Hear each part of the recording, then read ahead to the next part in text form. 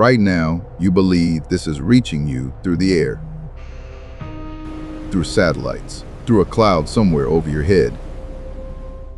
It isn't. Almost none of it is.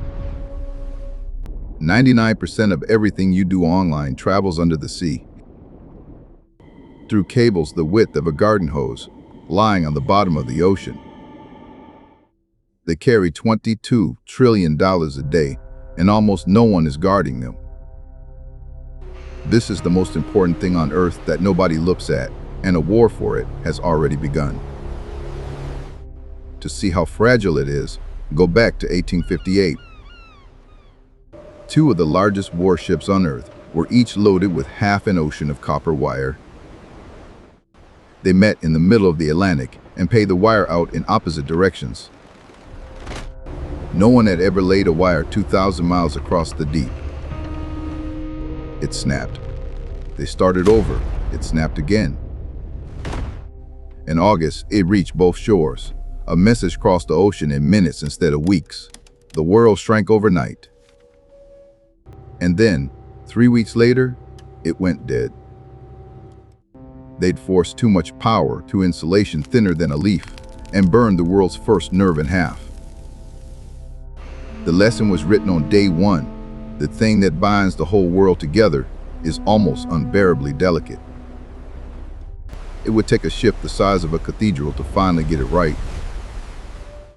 A century and a half later, the copper became glass and the message became light. A pulse of light races down a strand thinner than a hair at 2/3 the speed of light. Bundle those strands, armor them in steel and tar, and you get this. The entire internet between continents rides on something the width of a garden hose, and 1.7 million kilometers of it wraps the planet. Laying it is a strange kind of farming.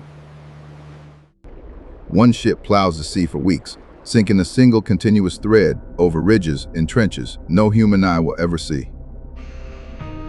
Where the seabed is shallow and busy, a sea plow buries it.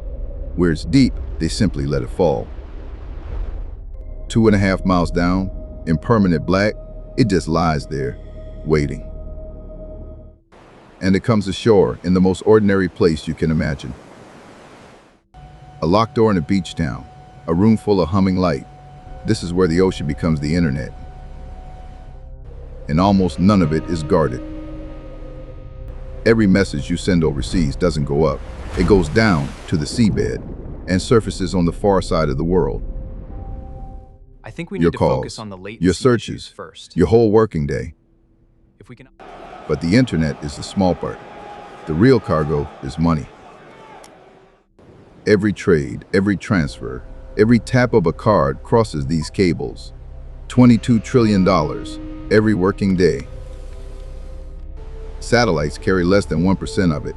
Too slow, too small, too far away. The sky is a rounding error. The ocean floor is the main line. Militaries run on it. Power grids sync to it. Hospitals, airports, whole governments, all of it quietly through the deep. And the entire system hangs on a number that should keep you up at night. 500 cables. A cable breaks 3 to 4 times a week, and fewer than 100 ships on Earth can fix them. When one breaks, the clock starts, and there may not be a ship free for weeks. Most breaks are accidents, a trawler's net, a dropped anchor dragging blind across the seabed. The ocean itself joins in, earthquakes, undersea landslides, and, once, a volcano.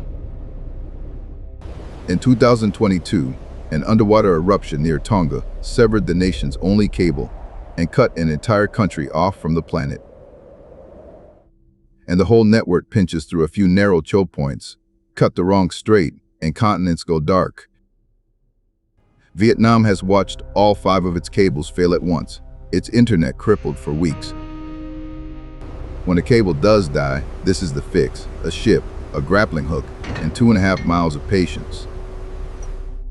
They drag the seabed blind, hook a cable the width of a hose in total darkness, and haul the broken ends up to the surface. They spliced the light back together by hand on a rolling deck in the middle of nowhere. One repair, $1 to $3 million, weeks of ship time for a single cut. Now imagine the cuts aren't accidents anymore. A decade ago, phone companies owned the sea floor. Today, four tech giants own most of it. Google, Meta, Microsoft, Amazon. They don't just live on the cables anymore. They build them, own them, and control them. Private hands now own 99% of the internet's spine, and the map is being redrawn for a new reason: to avoid China. New cables now deliberately swerve around the South China Sea, threading through Guam and the Philippines instead. The companies that already know everything about you now own the pipes your secrets travel through. Which raises the oldest question about any wire: who else is listening? During the Cold War, American submarines crept into Soviet waters to do one thing: wrap a device around an undersea cable and record everything on it. They didn't cut it, they tapped it, and no one on the other end ever knew. Then, in 2013, a whistleblower revealed that almost every cable entering America was being copied in secret rooms.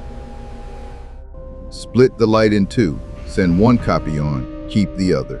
The perfect wiretap on the whole world at once. This is how you tap the planet, bend the glass, steal a sliver of the light, and read it before it ever reaches shore.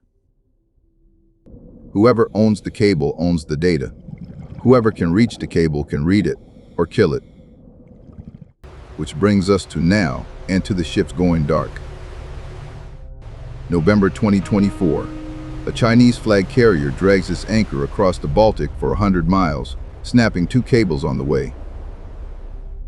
New Year's Eve, 2025. The cable between Finland and Estonia is severed. Finland scrambles its military to the sea. January 2026. Taiwan chases down a freighter after another international cable is cut off its coast. 3 years earlier, two cables to Taiwan's outer islands were cut, and 14,000 people lost the internet for weeks. None of this is a coincidence. China has now built a machine whose only purpose is severing the seabed. A deep-water cable-cutting sub, designed to reach the deepest lines on Earth and shear them in the dark. Security analysts see one obvious use for it: the opening move of an invasion. Cut the cables first, and an island goes deaf and blind before a single shot is fired. And the terrible part is how little stands in the way. Thousands of miles of open sea, a cable you could cut with a hook, and fewer than 100 ships to mend the whole planet. We built a civilization that runs on light through glass, and then laid the glass on the bottom of the ocean and walked away. Every message, every dollar, every secret, all of it right now is passing under miles of cold water. It only takes a few cuts in the right places to pull the whole thing down. You'll never see it. There are no headlines from the seabed. Just a locked door in a beach town, and a thread of glass on the ocean floor holding up the entire modern world. It's not in the cloud. It never was. It's down there in the dark, load-bearing, and almost entirely undefended.